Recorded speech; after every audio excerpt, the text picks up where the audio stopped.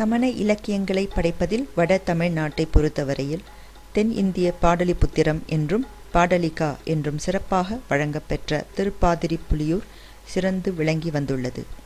இந்த கல்விக்கூடத்தை நிறுவியவர் குந்தகுந்தர் என்றழைக்கப்படும் சமண ஆச்சாரியார் ஆவார்.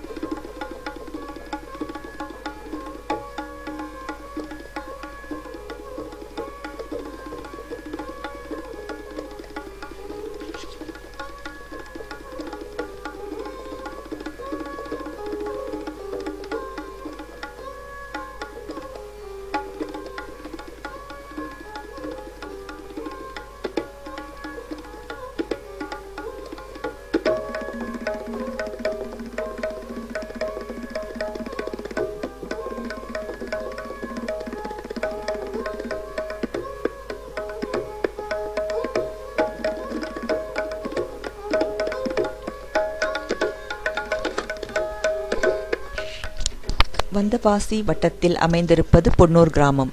இங்கு மைய சாலையில் இருக்கும் மண்டபத்திற்கு நேர் எதிராக ஸ்ரீ குந்தகுந்தாச்சாரியார் நினைவு மண்டபம் அமைந்திருக்கின்றது. மலையின் உச்சி வரை நடந்து சென்று மேலிருக்கும் நினைவாலயத்தை அடைந்தால் அங்கிருக்கும் ஸ்ரீ குந்தகுந்தாச்சாரியாரின் நினைவாலயத்தை நாம் அடையலாம். இங்கு ஸ்ரீ குந்தகுந்தரின் சிற்பத்தையும் பாத அடிகளையும் காணலாம். ஆதியில் அமைக்கப்பட்ட திருவடிகள் சற்று சேதமடைந்து இருப்பதால் புது திருவடிகள் அமைத்திருக்கின்றனர்.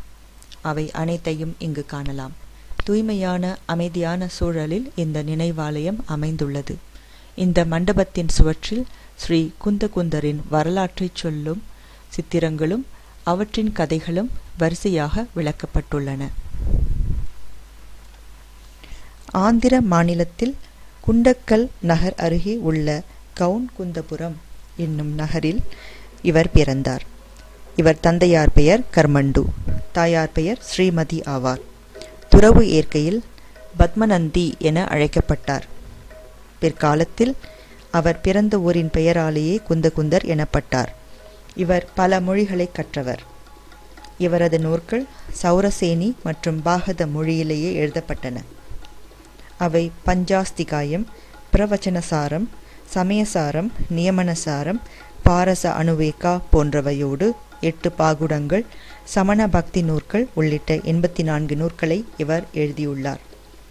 தென்னாட்டில் பொன்னூர் மலையில் திராவிட கணத்திற்கு தலைவராகவும் மேதாவியாகவும் மாமுனிவர் ஹேளாச்சாரியார் இருந்தார் என்று அறிகின்றோம். இவருக்கு 5 சிறப்பு பெயர்கள் உண்டு. விஜயநகரத்தில் சிதைந்து போன ஒரு ஜினாலயத்தின் விளக்கு தூணில் இவரது 5 சிறப்பு பெயர்களும் வரிசையாக பொறிக்கப்பட்டுள்ளன. அவை குந்தகுந்தா, வக்ரகிரீவா, மகாமதி, ஹேளாச்சாரியா, கிரீத்தபிட்சா என்பனவாம். அக்காலத்தில் சமண மதத்தில் நந்தி சங்கம், சேன சங்கம், வீர சங்கம், தேவ சங்கம் என விளங்கிய 4 வகை சங்கங்களில் இவர் நந்தி சங்கத்தைச் சேர்ந்தவர் என்பர். எனவே தான் இவர் தென்னிந்திய பாடலிபுத்திரத்தில் திராவிட சங்கத்தை நிறுவி வளர்த்தார். குந்தகுந்தர் பொன்னூரில் தங்கியிருந்தபோது பல நூல்களை எழுதினார். அதில் அவர் எழுதிய தமிழ் நூல் திருக்குறள் என்பதும் திருவள்ளுவரும் குந்தகுந்தரும் ஒருவரே என்பதும் சமணர்களின் நம்பிக்கையாகும்.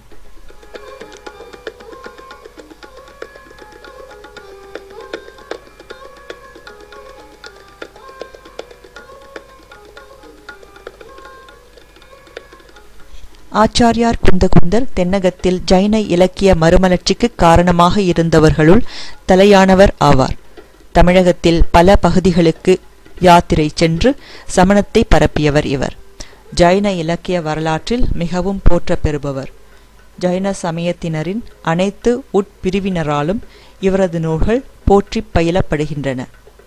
இவர் தமிழகத்தை சார்ந்தவர் என்பதும் தென் பாடலிபுரத்தில் இருந்த ஜைன சங்கத்தின் தலைவராக நியமிக்கப்பட்டிருந்தார் என்றும் இங்குதான் திருக்குறள் ஏற்றி தனது சீடர் திருவுள்ளம் நயினார் மூலம் மதுரையில் அரங்கேற்றினர் என்றும் அறிகின்றோம்.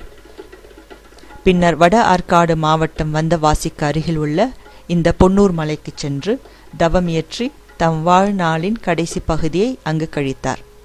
இம்மலை அனைத்திந்திய ஜைனர்களாலும் போற்றப்படுகின்றது.